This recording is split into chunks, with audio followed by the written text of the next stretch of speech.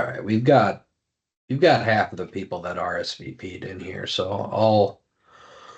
I'll kind of kick it off, and they can kind of drop in as they see fit. So my name is Ryan Krueger. I'm the energy efficiency manager for EnerChange. Where this will probably be the first of, we'll probably do three or four more webinars where we're just kind of bringing information to our client base that is relevant to the organizations that we work with. So this first one, we're going to do Energy Star benchmarking. We have Stephen Todd on the call. He's our energy benchmarking guru and sets up everything for our clients and then as well as our parent company. And I'll kind of go through, I guess, what EnerChange is for some of you that have worked with us. Some of you, we may be new to you, and this was forwarded to you from somebody else that's previously worked with us. But we always start it with this image because at the end of the day, this is what it's all for. We save energy and we do lighting projects and steam traps, and you can get as deep as you want. But at the end of the day, this is kind of the end goal is to help this last a little longer. On the interchange side, our mantra is whatever else you're considering to improve consumption of energy, do efficiency first.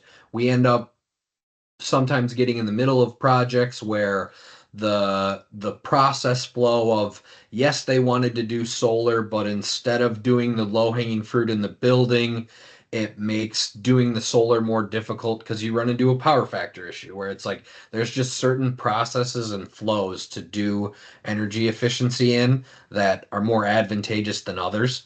So we always say do the low hanging fruit first so that we can implement the fun stuff later.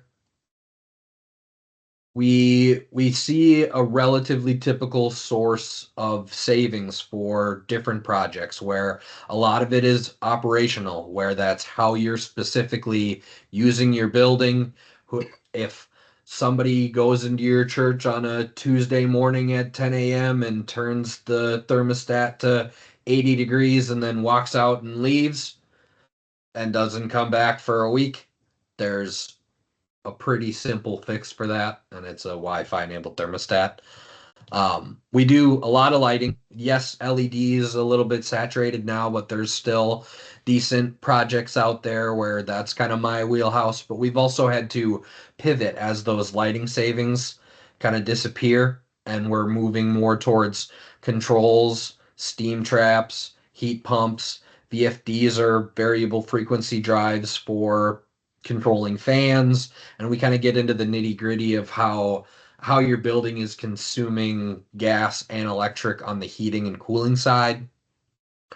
Um, but we kind of run the gamut where it's controls, insulation, HVAC, boilers, programmable thermostats, weather stripping, low flow aerators, saver switches, VFDs, lots of different stuff where we're just trying to get into your building and figure out where we can save some energy. We're under no delusions, whatever we may think about environmental issues, unless the efficiency efforts deliver a financial benefit, nothing will likely happen. In the day-to-day that we operate in, if we suggest a project that has a 30 or 40-year payback and there's no rebate and the energy savings aren't nice, those are projects that are really hard to get implemented. So we've been funded by Xcel Energy, CenterPoint Energy, and the Minnesota Department of Commerce for the last 12 years. We've worked with over 1,500 nonprofit buildings, 600 of those being churches. We've had continuous funding since 2012, so I guess I got to update these. We're at 14 years. We got refunded last year for another round of 3 years, so we're still a solid cost-free resource for all the nonprofits that are serviced by Xcel and Centerpoint. On our actual process, so we're doing an on-site walkthrough. We're going to provide you a report that we call a prescription, that is an outline of your building and the recommendations we have for how your building can be more efficient.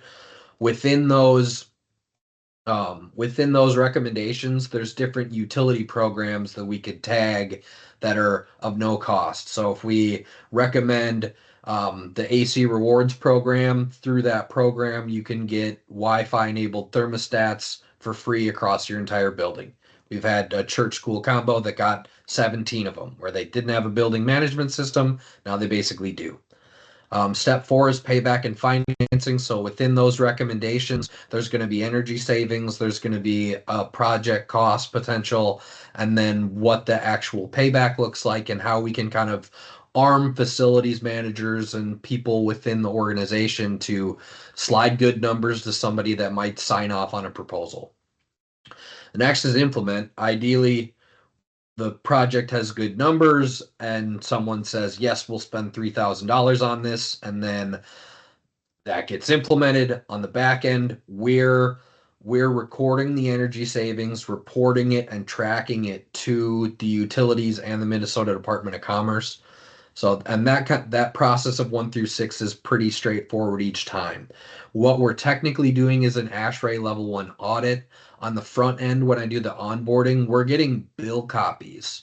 And so within those bill copies, there's often scenarios where nonprofits are paying taxes that they shouldn't. They're on the wrong utility rate, and we can do the refunds to get that like funding back to you.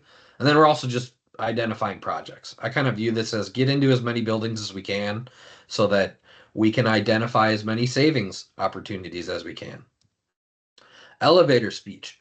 We are no cost.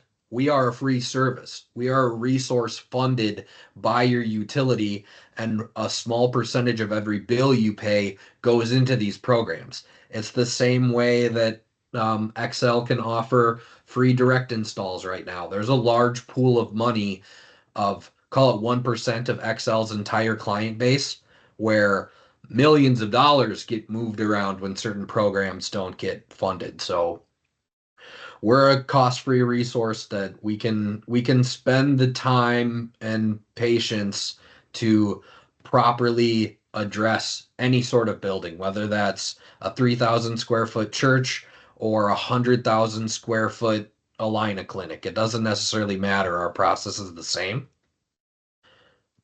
And so from there, I will pass this over to Stephen Todd, and he can run it from there. Okay, let's see how seamless we can make this type of a transition here. Let's go there. I think we're in. Home back. Okay, fantastic. Ryan, thank you for kicking things off. I appreciate all of you making time to attend this webinar. I'm thrilled for the opportunity to be able to share with you some updates on a new state of Minnesota energy benchmarking requirement, which most folks that I talk to are unfamiliar with. We'll also visit about the Energy Star Portfolio Manager, of which I'm a huge proponent. I think it'll come through. Hopefully the value that I see in it, it's something that you can lean into to be able to communicate to other stakeholders in your building. And then we'll round it out by just touching on that.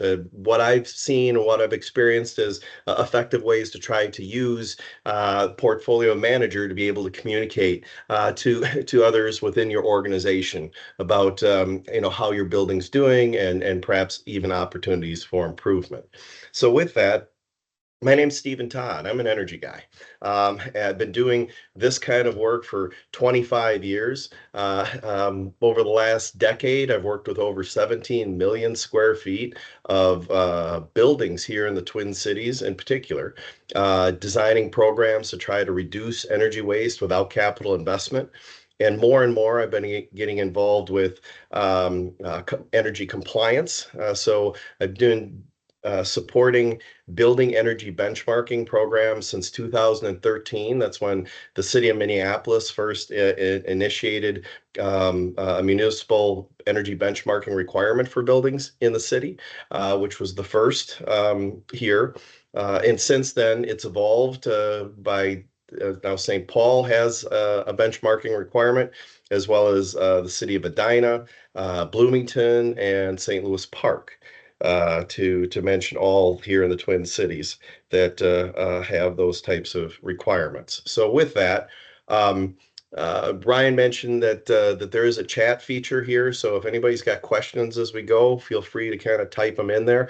Otherwise, we'll make sure to leave ample time at the end for any questions that come up. And if you have follow-up ones, you can certainly send them to Ryan. But we want to make this kind of informal. So if something comes to mind as I'm talking about it, but Ryan can see it in the chats, he'll have me pump the brakes and we can kind of address it as we're going. So without further ado, let's jump into it here. So the first topic is the new state of Minnesota energy benchmarking law. So back in 2023, the state of Minnesota passed an underpublicized energy benchmarking requirement that's going to impact over 5,000 buildings here in the state of Minnesota. It is geared towards supplying the state as the regulator with whole building energy usage information, and it's something that will start with larger buildings and then move down to buildings of 50,000 square feet next year.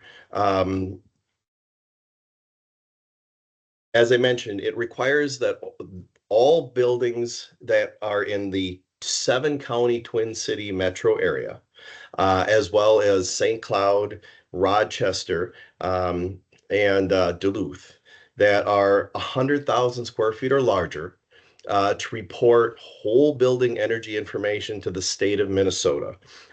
This first year, the requirement is reporting full calendar 2024 data to the state of Minnesota by June of this year.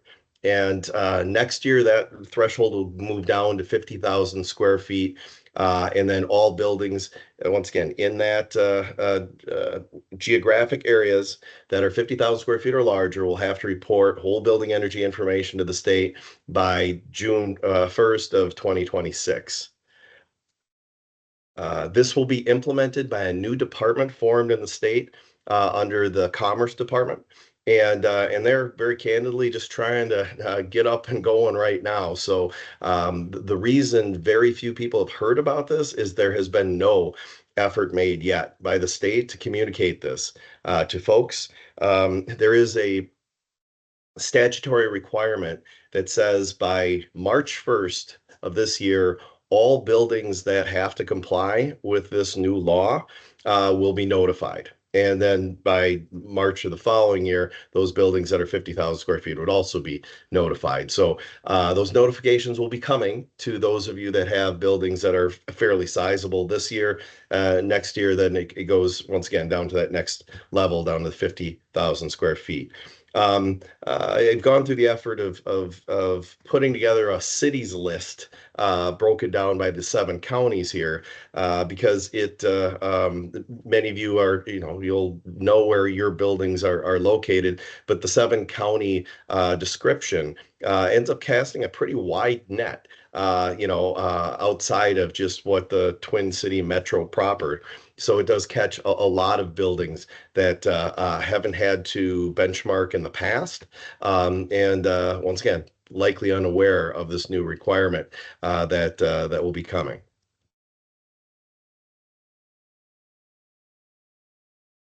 As a kind of a student of these energy benchmarking programs across the country, it has become the vehicle in which all of these cities and states and the state of Minnesota, as well as all of the municipal, all of the cities that require benchmarking currently, all utilize the Energy Star Portfolio Manager as the vehicle in which information will be shared with the regulators. So it has become an increasingly important component of to be able to enable this energy sharing.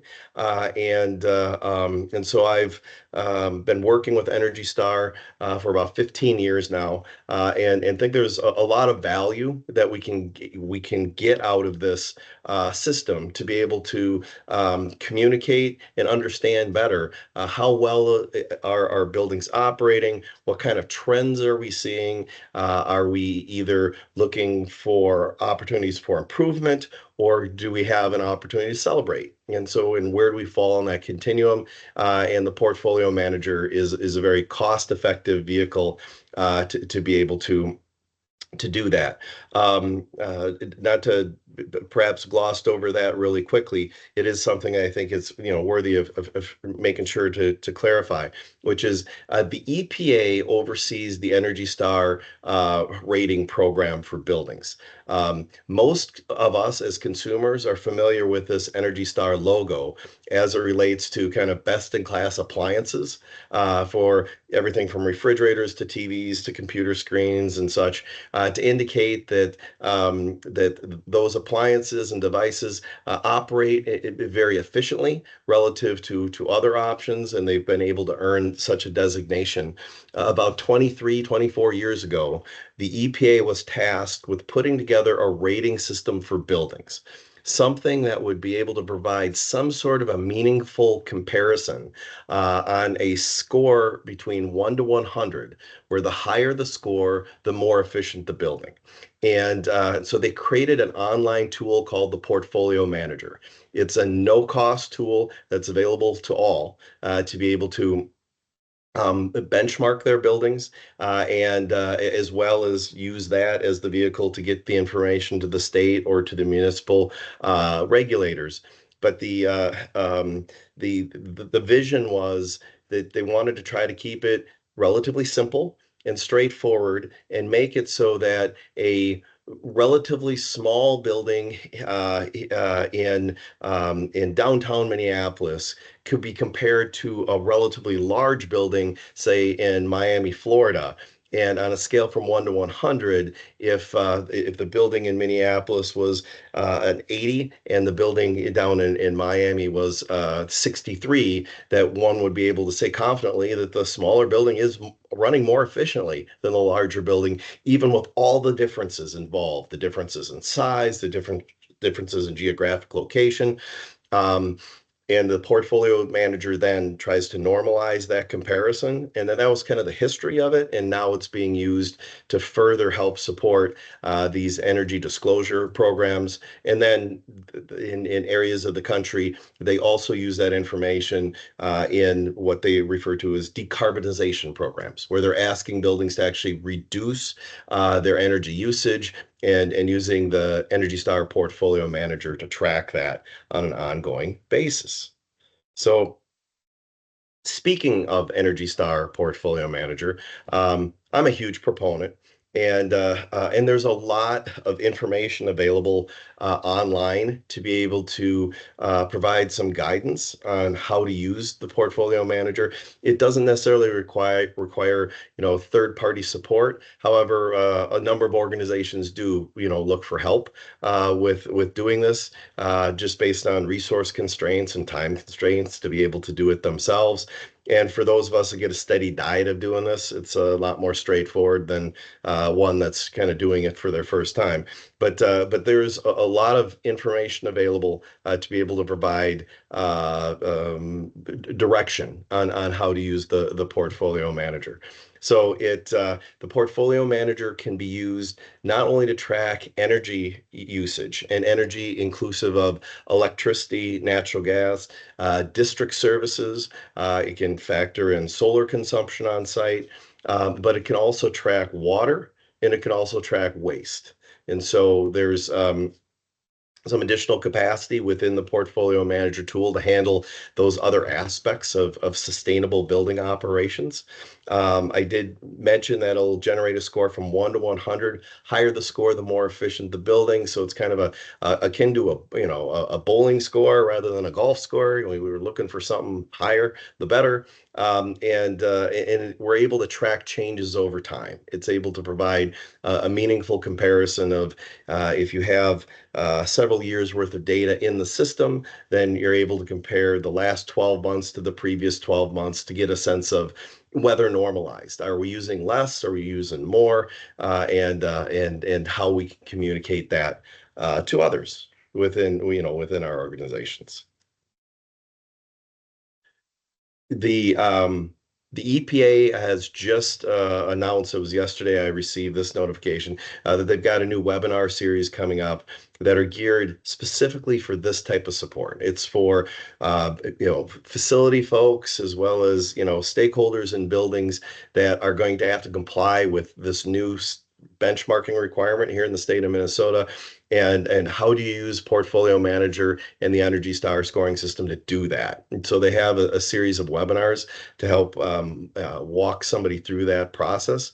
You would be able to find that just a Google search away. I think looking for the EPA Portfolio Manager upcoming webinars. And once again, kind of a recurring theme. If there's any questions that come up after this conversation today, you can reach out to Ryan or what have you. We'll get you some answers and get you some guidance. But I think you can be a bit overwhelmed with the resources available to try to help navigate these waters, because the EPA really has gone to a great extent to make these available for new users of their system. So finally, when it comes to communicating energy benchmarking data, and specifically communicating Energy Star scoring information, it is I find that the Energy Star score, once again, from 1 to 100, higher the score, the more efficient the building, is something that is very easily understood by stakeholders and others within your buildings and within your organizations and within your companies. I find that another lesson that I picked up many years ago is that it is much more effective to let others come to their own conclusions rather than telling them what you think they should be thinking. And so if you go through the process and generate an Energy Star score for your building, and it's a relatively low score, it by communicating our Energy Star score on a scale from 1 to 100, higher the score, the more efficient the building, we're scoring a 32. Um, that will speak volumes to somebody that's interested in doing something about it. They can easily grasp that. They don't need to understand a kilowatt hour or a therm, but they understand scales and scores and relative, where numbers fall. And so that's what it's trying to figure out how to engage the right people within your organization with this information, I think can be really compelling. The other thing that is perhaps a little counterintuitive is I've found that in every building that I've seen, and I've worked closely with probably 600 buildings over the last 10 years, there's always something good that's going on.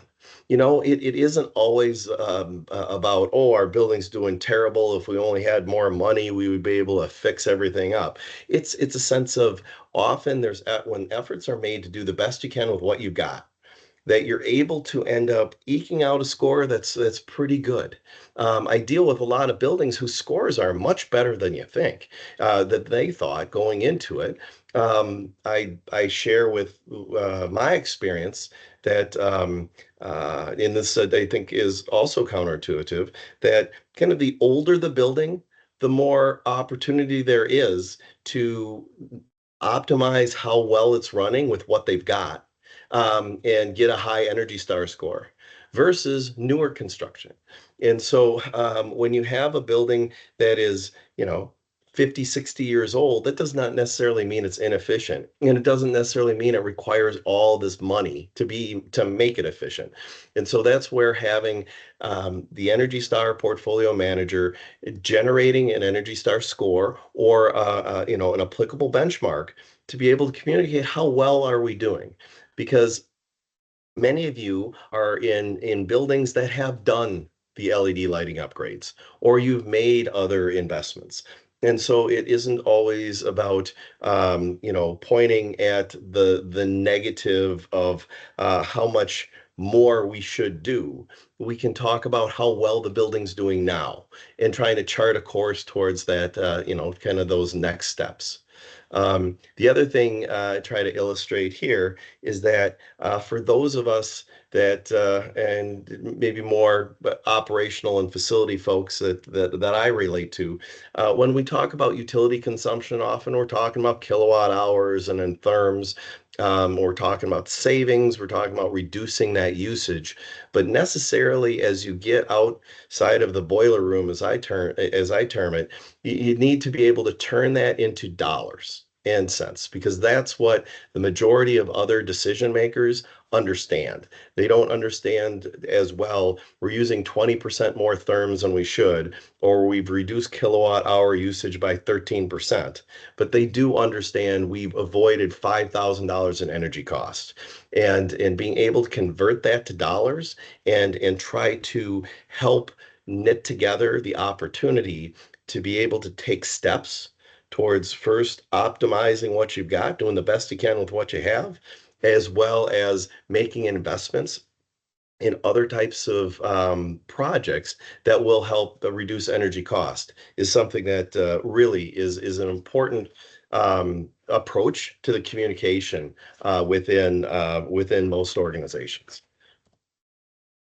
And we always work with so many different organizations where I might the facility manager might have reached out for us to do the energy audit. And then for me to get the utility bill copies, I'm working with the admin. And then once we've identified projects, we might be working with the executive director, where each level you have a different knowledge base or preconceived understanding of energy.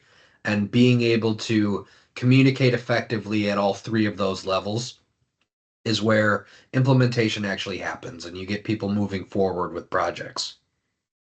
Makes a lot of sense, Ryan. And in something that I'll mention that isn't, just to share a perspective that I think many of you can relate to. That that all too often I see the challenge present itself where we have old HVAC equipment in a building. Either it's a rooftop unit past the life expectancy, old boiler, or what have you, and it needs to be replaced. But you know that when you replace it, it's going to save some energy. And if you're not careful, all of a sudden, those that would be involved with making that decision, all they hear is, well, it's going to save some energy, and that means it's going to save some dollars. And how many dollars is it going to save? And what they're hoping is that it's going to pay for itself just based on it being more efficient. And that's usually a kind of a proverbial fork in the road that I work hard to try to help advocate for not getting it steered too far down the track of energy conservation, because I've never seen a rooftop unit, a piece of air conditioning equipment, or a boiler that will create a compelling business case to replace it just based on energy savings. And so, are there savings to be had? Yes. Will it support energy conservation more generally? Yes, it will. Will it pay for itself?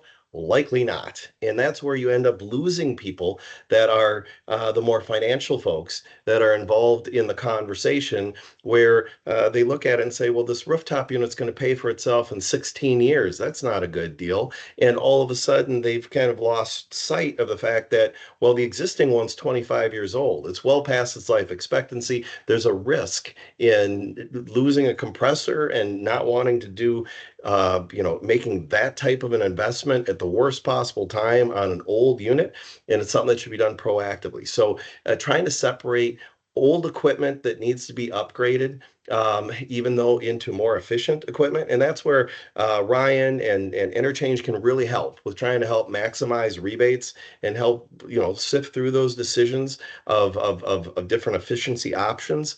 However, I think it's important to try to recognize that there's a difference between, needed capital investment in upgrading old equipment versus the types of projects that get funded that seem to be more focused on energy conservation. And an additional side note on that, which I think this is also something that is perhaps insightful. I found that the majority of energy conservation projects that get funded, that the actual energy savings typically are a secondary consideration.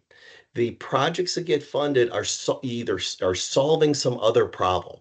It's either replacing an old lighting system that is no longer supportable, or an aged energy management system, or this piece of rooftop unit or boiler that is past its life expectancy. We're being told it will be difficult to repair moving forward, or it's facing imminent failure. And those projects get done, and there's energy savings to be had, but it's solving another problem. And so when it comes to trying to advocate for energy conservation investments in your building, I would have you consider trying to highlight the problem it's going to solve by making that investment and then using the energy conservation to try to help move it forward. And that's once again where EnerChange can help with the type of audit work that's done or project specific support they can provide in trying to estimate potential energy savings and what type of rebate support is available, and as well as the validation that comes by just having another set of eyes, a third party, especially a group like EnerChange that isn't associated or have any horse in the race, if you will, in actually doing the project. Having your contractor provide the energy conservation estimates it sometimes feels a little suspect by others. When you have a third party like EnerChange be able to render opinions and provide support, you've kind of got that neutral third party, if you will, that brings a lot of value, I think, to the overall equation.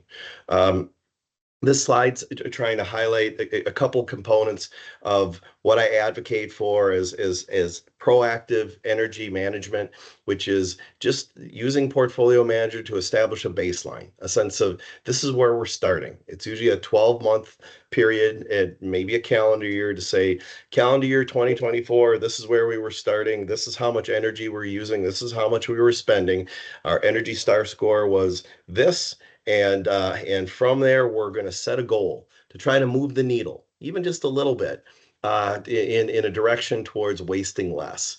And so the process of establishing a baseline, setting up a game plan on what can be done to move the needle, and setting reduction goals. But I do advocate for the component of active energy management. If in lieu of trying to make efforts to waste less, then the hoping that you're going to use less energy is kind of akin to stepping on the scale in the morning and hoping the needle goes down without doing anything to support the reality that you would expect it to go down. So this getting clarity around where we're starting, where we would like to go, is something that Portfolio Manager can help support. Um, as I wrap up things here, and this is something that is often, I don't think, communicated, which is I find a good percentage of buildings always there's always something good that's going on. There's always there's efforts that have been made to be less wasteful. There's investments that have been made to try to reduce energy cost. And using the Energy Star scoring system, scale from 1 to 100, just helps bring in some additional clarity. If we have low scores, then usually there's some low cost, no cost opportunity to try to squeeze a little reduction. But as the score increases, we get to the point where it's harder and harder necessarily to find compelling payback projects. There's just the low-hanging fruit's been picked. All of it's not that hard to get state decision makers excited about quick payback projects. So those are the easy ones to get done. But then you start getting into longer payback projects that are hard to get anybody that excited about, and that necessarily happens as your Energy Star score increases. And so what Energy Star has in place is that if you are able to earn an Energy Star score of 75 or above, it's likely the building can qualify for Energy Star certification. And so it wouldn't surprise me if on this call there's a handful of you that have buildings that are Energy Star certified. And once again, that would indicate that the building's operating in the upper quartile of efficiency at a scale of 75 or above. For those of you that are not as familiar with the Energy Star certification process, I'll have you just notice moving forward, at some point in time, you'll walk into a building and you will see an etched decal on the glass or a plaque like this up on the wall with an Energy Star score, just to bring your attention to the fact that that means you're in a building that performs really well. The process that one goes through to get their building Energy Star certified is first off, presenting with an Energy Star score of 75 or above, and then we go through and we just have to provide a site verification. And so it requires a professional engineer or a licensed architect just to make sure that all the information in the portfolio manager is accurate. There's a site visit that's done just to make sure that the temperature and humidity and light levels and ventilation systems are all, conforming to minimum standards. And then that paves the way towards that Energy Star recognition. And then finally, for those of you that are in that category with a high Energy Star score of 75 or above, and if you're fortunate enough to be in CenterPoint, be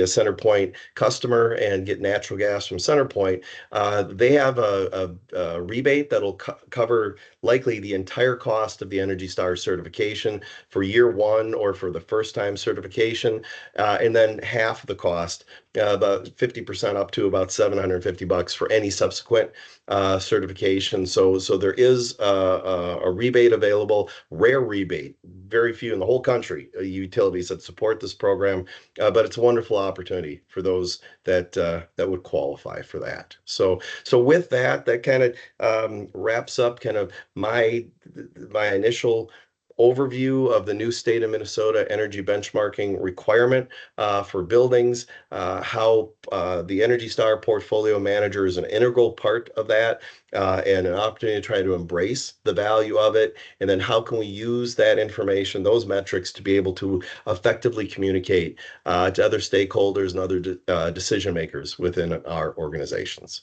So. Thank you, Stephen. We got a couple questions too. Fire away. All right. Question 1 is from Chris Charbonneau. He said, will all larger condos, low and high rise HOA buildings be required to do this benchmarking? It's estimated there is about 500 that would be 50,000 K square feet or more.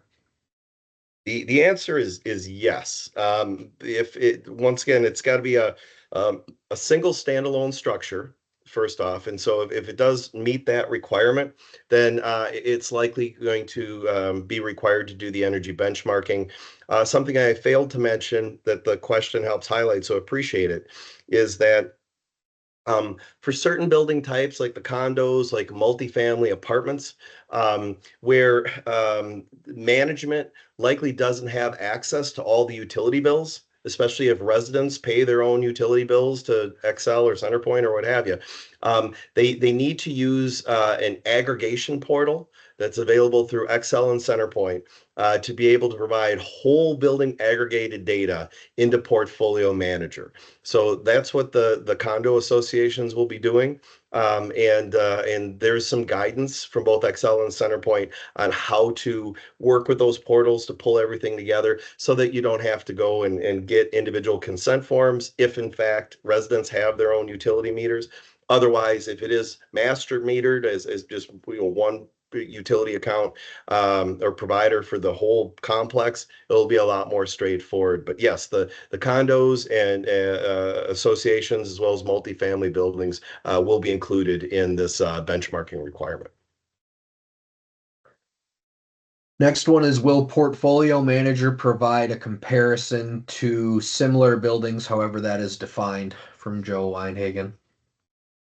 Joe, I think the catch, you know, the real uh, it kind of focuses around similar buildings. And so if the portfolio manager has a list of, I want to say 24, 28 different building types, like office building, multifamily building, K through 12 school. And if your building falls nice and neat into one of those categories, then it can make a more meaningful comparison to other similar buildings, even though they might be geographically located elsewhere or larger, smaller, or have a little different usage. But when you get into buildings necessarily like retail buildings or mixed use buildings, or buildings that don't have one single space type, then it becomes a little more apples and oranges, and so it's a little more difficult to make comparisons. But that's where, for those buildings that do generate an Energy Star score, that's supposed to be the value of the score itself, is to provide that relative comparison and metric of how well you're doing. But a good percentage of buildings just don't fall nice and neat into these categories or into these buckets. And when that's the case, then it's more difficult to make meaningful comparisons between buildings.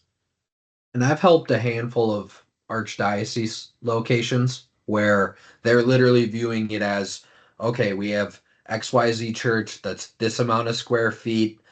Can we compare this to other archdiocese locations across the country? Because they cover so much ground where it's like, okay, you have a church in Georgia that's X amount of square feet. We have one in Minnesota that's X amount of square feet. How can we look at those two comparatively?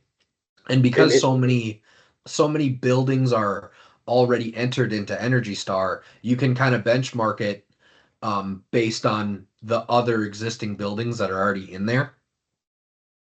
Yeah, the worship facilities in particular are one of those categories in which there is some meaningful benchmarking comparisons that can be made. I've just seen that there, sometimes it's just not as straightforward, especially if you might have a school component of it or some mixed use that is all wrapped into one account, utility account, or a handful of accounts cover the whole complex. And so you're trying, it feels a little bit square peg round hole. However, I think when it comes to worship facilities in particular, that there's some real meaningful comparisons that can be made, across the portfolio and in comparisons to others across the country. Catherine Hansen asks, will buildings less than 50,000 square feet ever be subject to the Minnesota law? Good question. That's a good question, and the cloudy crystal ball that I look into says likely not. It's they need to draw a line someplace, and 50,000 square feet seems to be a fairly common metric across the country as kind of the lowest, or kind of the minimum size of building that are subject to these types of comparisons. I do see in certain areas of the country, though, that would may also have these types of energy benchmarking requirements, if in fact that they're being more proactive and trying to motivate buildings to waste less, then like Denver comes to mind. I think that there's for buildings that are not subject to their benchmarking requirement, and it's down to 5,000 square feet. Buildings from 5,000 square feet to 50,000 square feet are required to do a certain handful of prescriptive measures, but are not required to do the annual benchmarking. So I would think it's unlikely buildings smaller than 50,000 will be required to do any energy benchmarking here in the state of Minnesota. Godfrey asks, what other tools besides Portfolio Manager are commonly used to track and manage decarbonization efforts? Godfrey, that's a great question. And there's not much, I mean, outside of very large organizations that are trying to track overall like carbon emissions, across the entirety of their portfolio or their organization. Those types of large companies often rely on third party to do those kind of calculations, and they use kind of custom software to be able to do that. The portfolio manager really jumps out as probably the primary, I don't want to say the only vehicle, but is what the majority of folks would use to track decarbonization efforts. And there's near-term enhancements that the EPA is already committed to making to the portfolio manager so that it can be a more effective tool in specifically tracking decarbonization efforts. Because in certain areas of the country, they do have laws in place that require that buildings, document and show that they're reducing their carbon emissions, and they're using the portfolio manager tool to document that. And so I think we're going to see those enhancements in the portfolio manager even in this year in 2025. And EnerChange's technology partner does this specifically at a macro level for large manufacturing facilities. So if you were to ask me that, I'd just say me. To a certain extent, where we provide the services, we track it, we understand the ESG requirements at the federal level and the compliance there. So we do a lot of that. It's just as far as like a clean tracking tool, there's lots of different organizations that'll do that, and they'll have their own internal tracking systems. Yeah, so I appreciate you mentioning that, Ryan, because I think I recognize now in the question, maybe I'm kind of don't know what I don't know. So I am not as familiar personally and professionally with different tools out there, but I've received a couple notifications here pointing out that there's a lot of different accounting softwares available. So I've learned something new today myself. And we worked through, I was like, we have a handful of our clients that have like moved through most of the recommendations that we've made, and they're interested in what the next steps are for addressing their kind of total overall energy consumption. And once you kind of drill into that, you get into scope 2 and scope 3 energy emissions, which scope 1 is like your actual building. Scope 2 and 3 get into the energy that is used to drive to and from your office. And then once you start trying to quantify that, that's where the tracking gets kind of tricky. But oh yeah, it's interesting. Um, Anybody else? What do we got? Fire away. And it doesn't necessarily need to be about Energy Star. I mean, it can. That was the point of the webinar, but it's not often where all 30 of us are in the same window.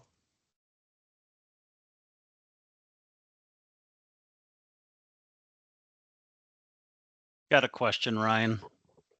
Yes. Chris, how we doing? Been a while. Good.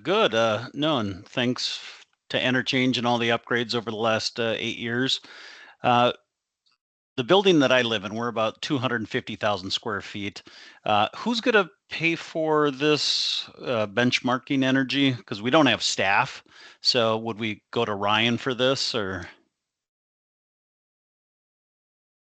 I can transfer you straight to Steve. It's kind of the same game. Well, there definitely are, third-party providers to provide, this type of support. It is something that it does require, a little bit of time and effort to be able to do it, and someone's got to do it. And so nothing. There's no reason for me to believe that the state's going to provide any resources to do this for you.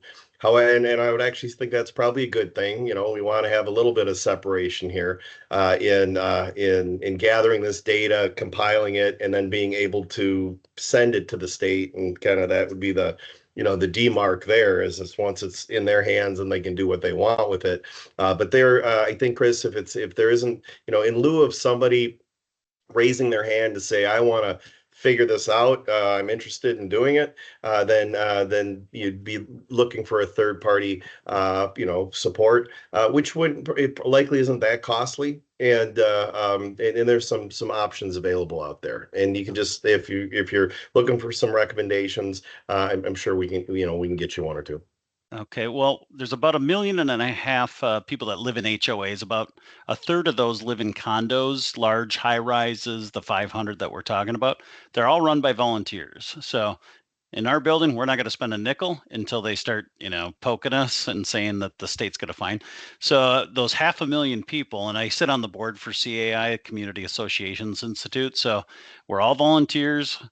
I can only imagine that it'll only happen after we start getting fines, because we're not going to voluntarily do anything. That's why I use Ryan in EnerChange, because we're a nonprofit, we're volunteers. So No, I'll be curious if they don't offer something for us, but we'll need Ryan's help and your help down the road then for everybody. Understood, Chris. I think the challenge is recognize the challenge. However, I think there's a lot of organizations that are inclined to do it just because of the law. There isn't they don't have any really punitive fines for non-compliance. Probably be a couple $100, something like that. I mean, ultimately they'll get to the point where once after a couple years of getting the program up and going and trying to get as much compliance as possible, then if they've got the wherewithal to try to do enforcement, well, then that's kind of the next step. And there's information there in the legislation as far as exactly what that looks like, what they can do. But it's not geared towards being, compliance is likely not geared to be motivated by avoiding penalties. It's more about trying to, this is one of those unfunded mandates. So they're looking for compliance because it's the new law of the land. So, And this is one of the services that like EnerChange is funded to process rebates and do energy audits. There's certain things within energy efficiency that are outside of the scope of EnerChange. We can still offer those services. It's just at a cost. So it's like doing the Energy Star isn't um it's not a super difficult lift.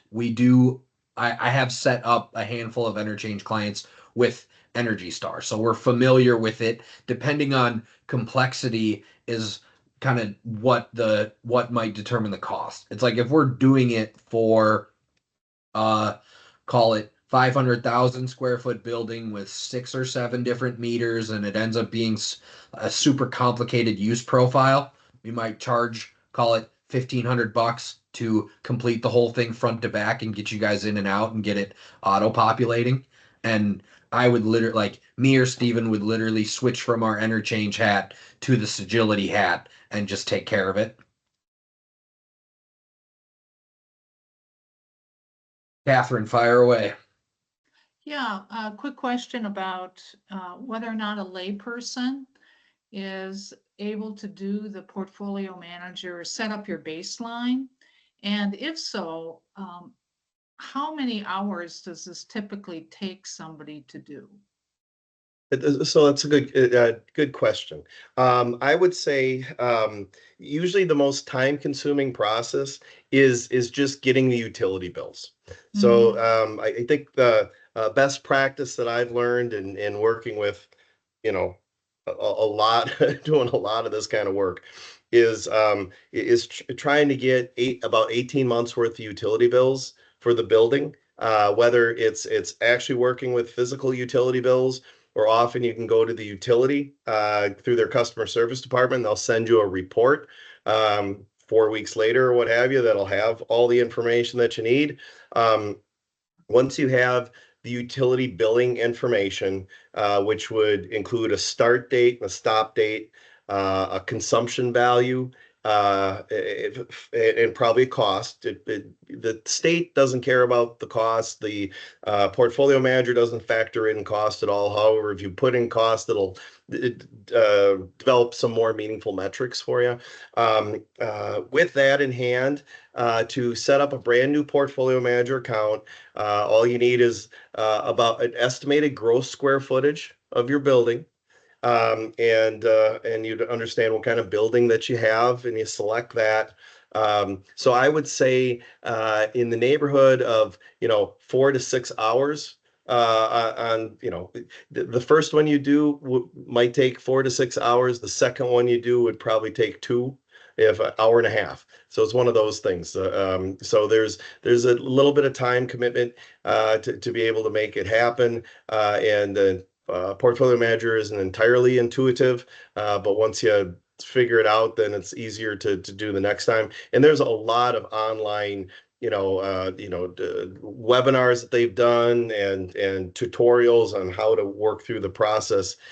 So there's a lot of good support out there, but I would peg it at somewhere between 4 to 6 hours total. Great. Thank you so much. You're welcome.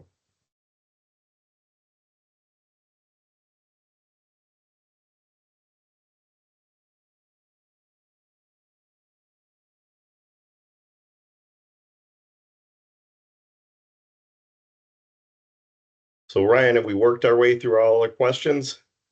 Yep. Fantastic.